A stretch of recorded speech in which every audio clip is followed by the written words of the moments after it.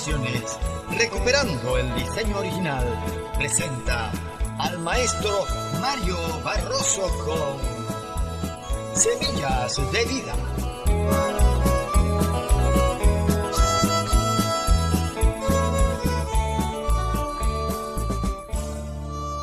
Saludos y bendiciones a los amantes de la palabra de Dios. Continuamos con el estudio del libro de Apocalipsis. Hoy estaremos entregando la enseñanza número 107. Estamos estudiando las 7 trompetas que encontramos en este libro. Hoy vamos a continuar hablando de la misión de los 2 testigos. Pero brevemente miremos un resumen de lo visto en la enseñanza anterior. Acerca de la misión de estos 2 testigos, decíamos que es posible que la toma de Jerusalén por los romanos en el año 70 después de Cristo haya proporcionado a Juan los elementos para componer esta escena, pero ha de ser interpretada en un sentido espiritual y como aludiendo a un hecho universal.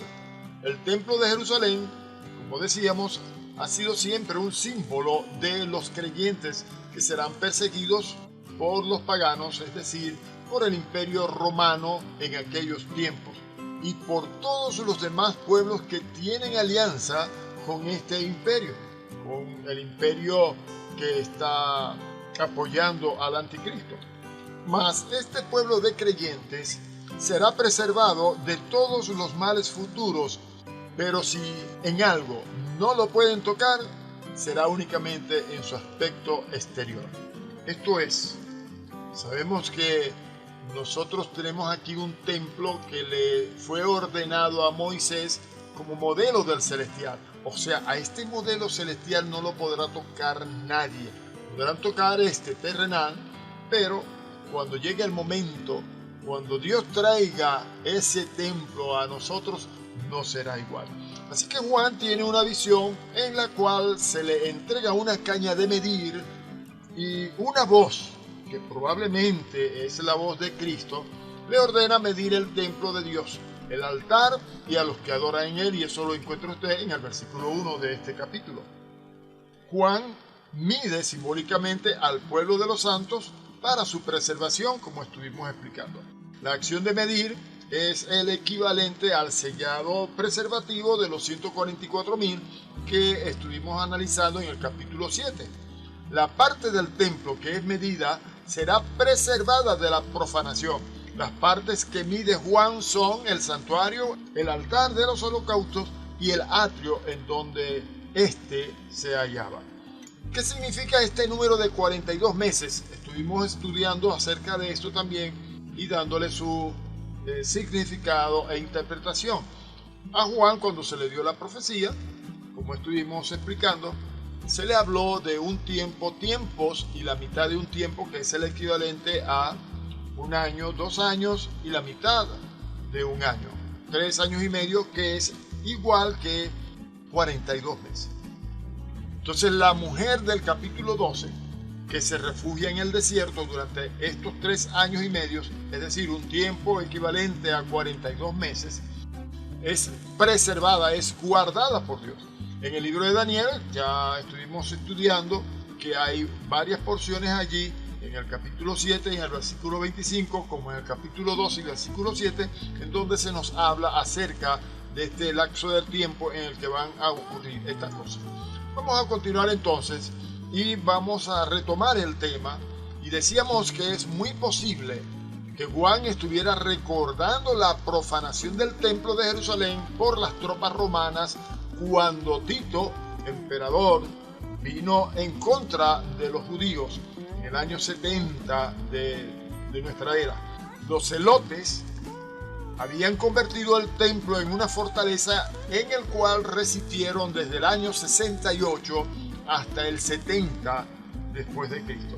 Las legiones romanas lograron desalojarlos primeramente del atrio exterior, pero la resistencia de los celotes fue terriblemente tenaz y encarnizada en los atrios interiores y en el santuario.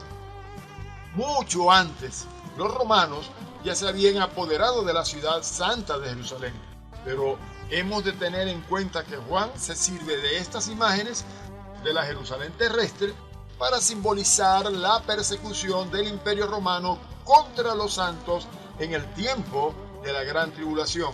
Porque estos son, como ya lo hemos dicho, tipos de lo que vendrá. El templo de los adoradores preservados de la profanación significa la iglesia como una institución eterna.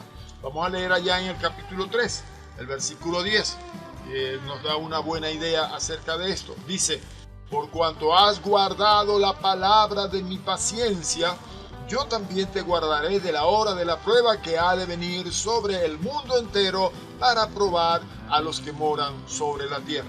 Cuando estuvimos explicando este pasaje en particular, nosotros entendemos que aquí estamos hablando de una carta enviada a iglesias que existieron en el Asia en aquellos tiempos en que Juan les escribe, pero que están también representando a la iglesia de todos los tiempos, a la iglesia preservada por el Señor.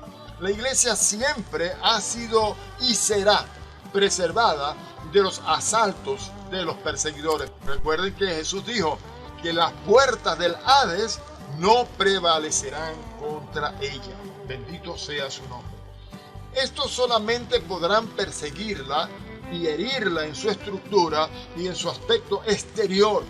Esto es lo que parece significar los atrios hollados por las naciones, que a su vez son un eco de la profecía de Jesús sobre la destrucción de la ciudad santa de Jerusalén, como leemos en Lucas capítulo 21 y versículo 24, que dice: y Jerusalén será hollada por los gentiles hasta que los tiempos de los gentiles se cumplan.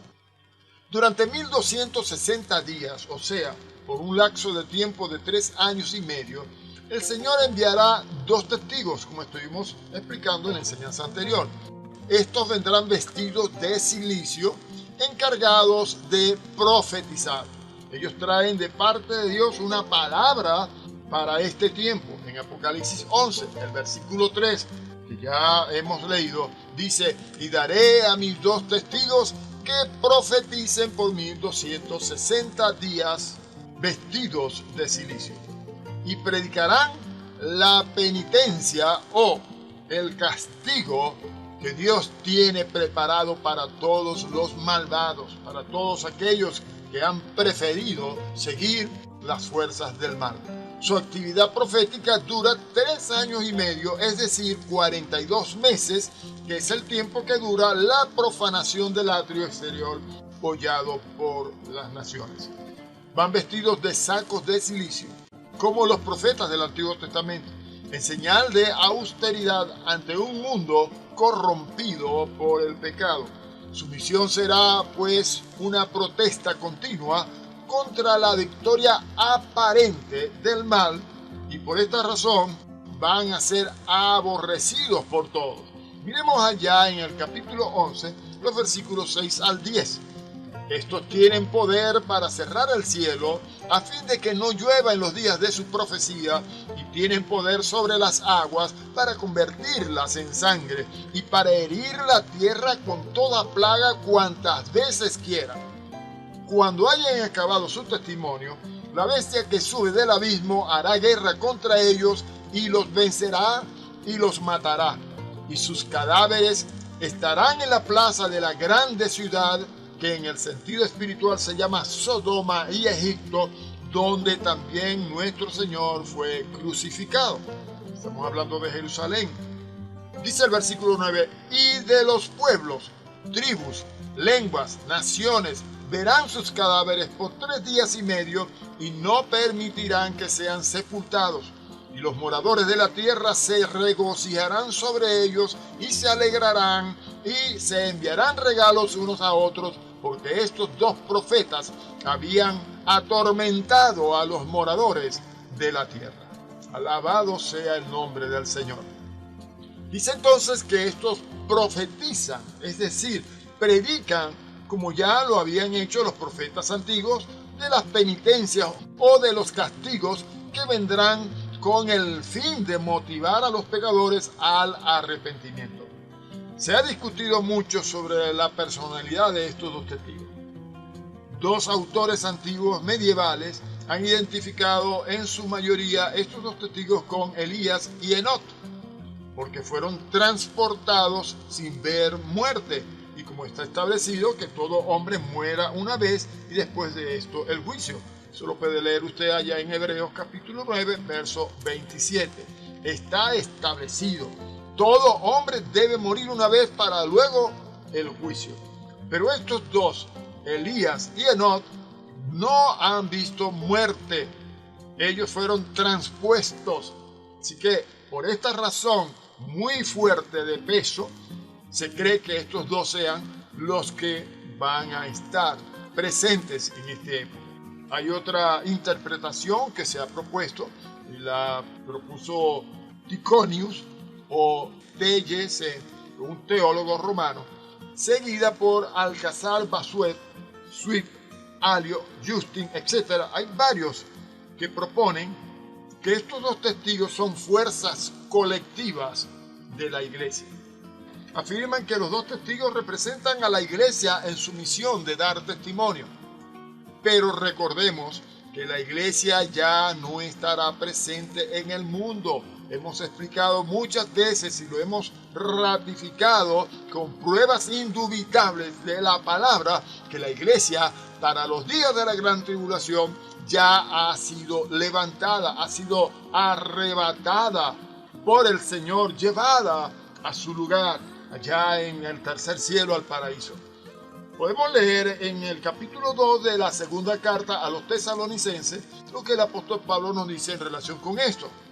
En el versículo 6 leemos: y ahora vosotros sabéis lo que lo detiene, hablando de el hijo de perdición, que representa aquí al anticristo, y hablando de la apostasía que lo acompañará.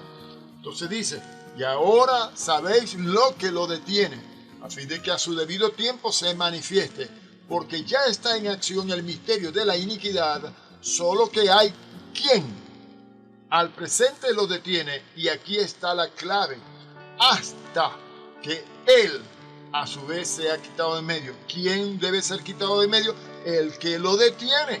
¿Y quién es el que lo detiene? Jesús dijo que las puertas del Hades no tendrían ningún poder en contra de la iglesia. Así que mientras la iglesia, en quien habita el Espíritu Santo de Dios, mientras estemos aquí presentes, no podrá permitir la manifestación plena de esta iniquidad, ni de su apostasía.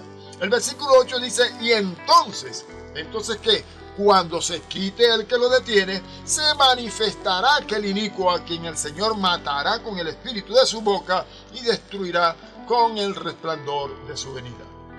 Para otros autores, en cambio, los dos testigos de Dios representan a Moisés y Elías. Moisés, el profeta legislador, y Elías, el profeta develador de la idolatría. Estos personajes estarían aquí como símbolos, el uno de la ley y el otro de los profetas.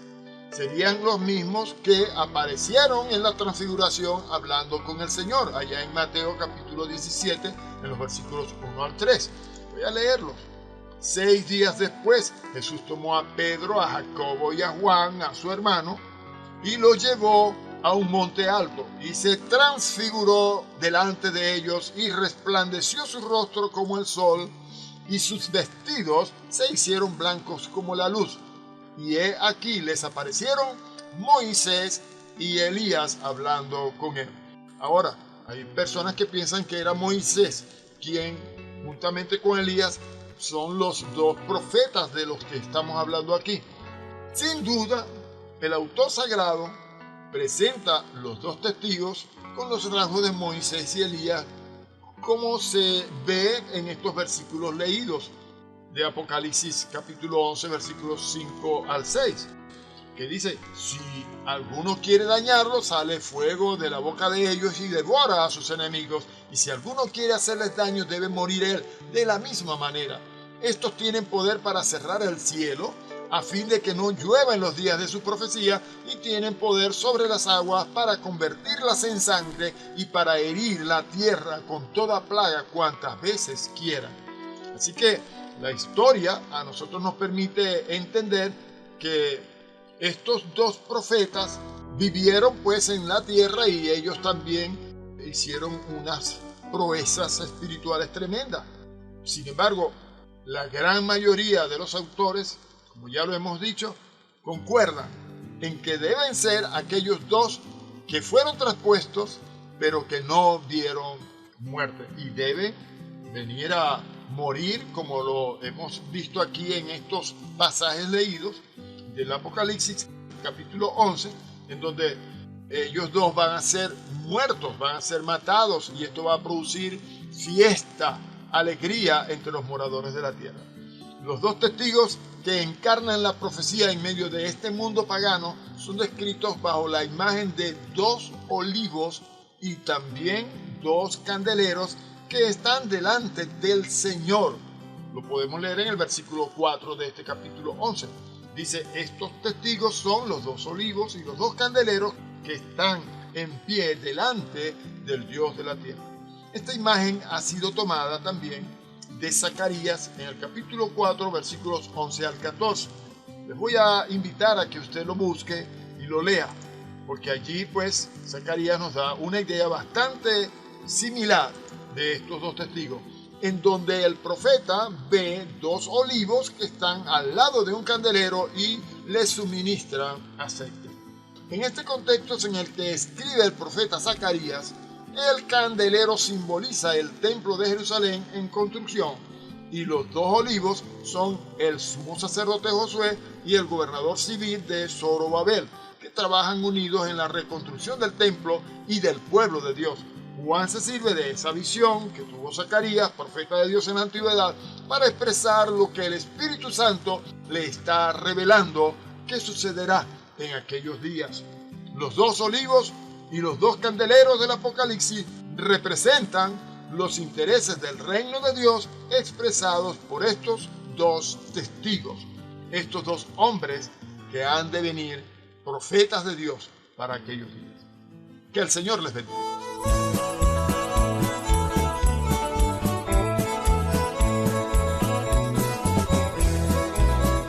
Esta serie